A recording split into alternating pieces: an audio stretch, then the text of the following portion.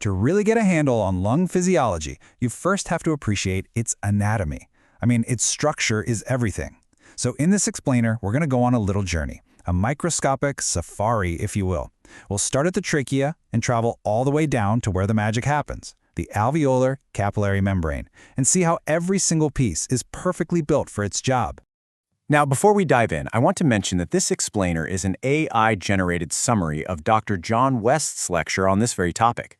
His textbook on respiratory physiology has really been a cornerstone for generations of pulmonary and critical care docs. Seriously, it's foundational.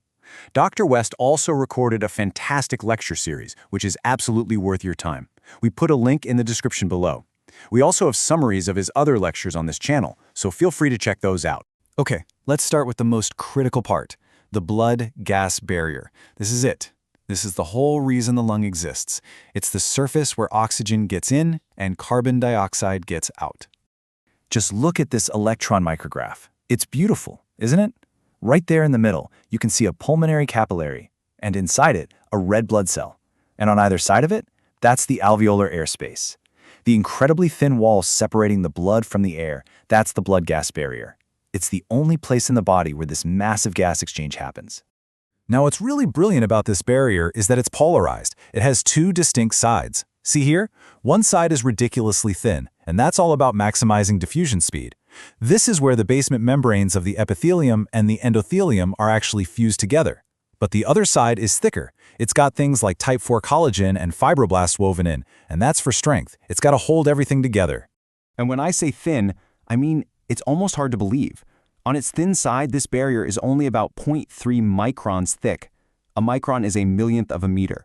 To put that in perspective, a single red blood cell, which has to squeeze through these capillaries, is about 7 microns wide.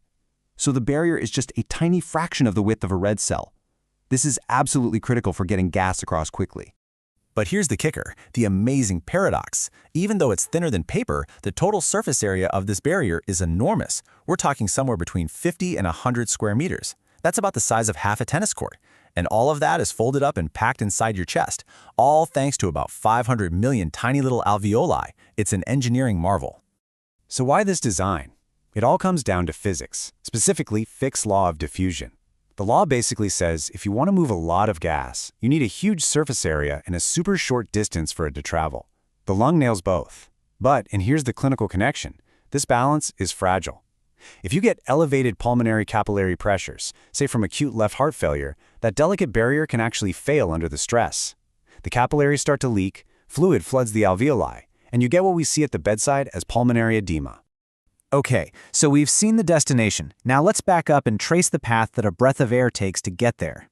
Our journey starts in the trachea and branches again and again deep into the lung. A really useful way to think about this is the Weibull model. It's like a roadmap. It breaks the airways down into about 23 generations of branches. The first 16 or so, those are the conducting zone. Think of them as just pipes. Their only job is to move air in and out. No gas exchange happens here. That's why we call it the anatomic dead space. But after that, we hit the respiratory zone, and that's where things get interesting. So at the top, you have the big guys, the trachea and the main bronchi. They're held open by these C-shaped rings of cartilage, and that support is absolutely vital. Think about what happens when you cough. You generate these huge positive pressures in your chest that would normally crush the airways flat.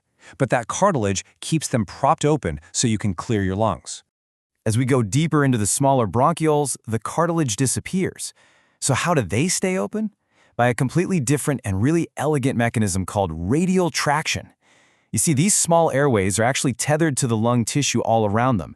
So when you take a breath in and the alveoli expand, they pull on the walls of the bronchioles, yanking them open. And this is precisely what goes wrong in emphysema. When those alveolar walls are destroyed, you lose that radial traction, and the airways just collapse during exhalation. Okay, our journey through the pipes is over. We're now crossing the line into the functional part of the lung, the respiratory zone. And right away, the whole structure changes. We enter what are called the respiratory bronchioles.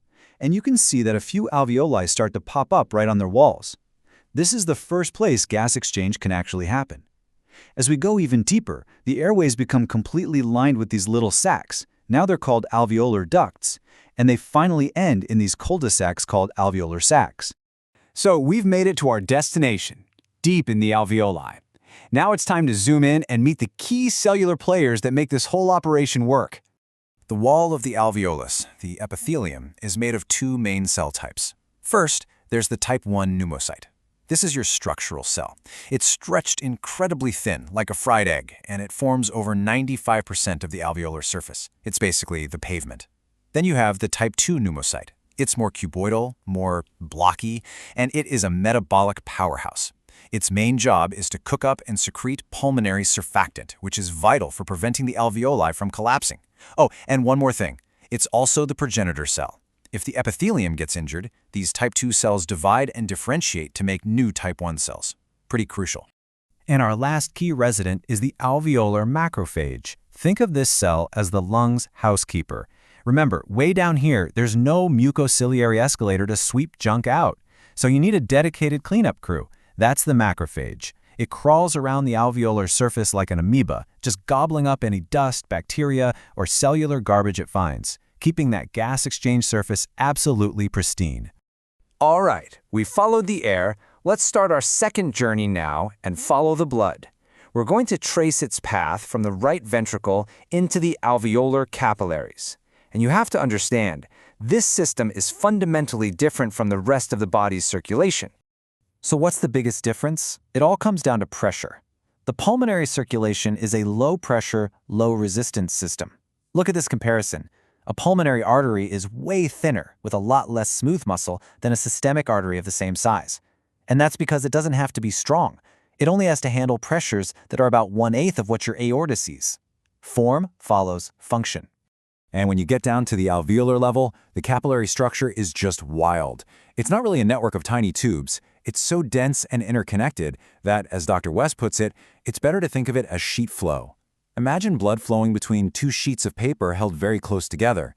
This design absolutely maximizes the amount of blood that's exposed to the air at any given moment. So after the blood picks up oxygen, it gets collected into the pulmonary veins. Like the arteries, they have thin walls. But here's a fantastic clinical pearl. They're surrounded by this potential perivascular space.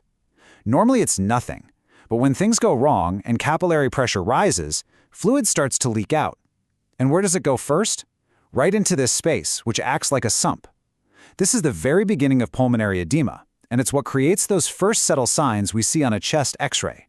So we've taken the journey of air and the journey of blood. Now let's just take a step back and bring it all together, and just appreciate how perfectly these two systems are woven together. So, what are the big takeaways? First, the interface is a masterpiece of diffusion, impossibly thin and incredibly vast. Second, the airways are a brilliant branching system that gets air exactly where it needs to go. Third, you have these highly specialized cells, each with a critical job: structure, surfactant, and defense. And finally, you have this unique low-pressure circulatory system that's a perfect match for the airways. It's just a stunningly integrated system where structure perfectly serves function. Thank you for your time. I really hope you found this useful. Medicine is just filled with these long-standing assumptions, and real progress only begins when we start to question them. So treat every source, including this one, with some healthy skepticism. And I really do encourage you to take the time to review Dr. West's book on respiratory physiology for yourself.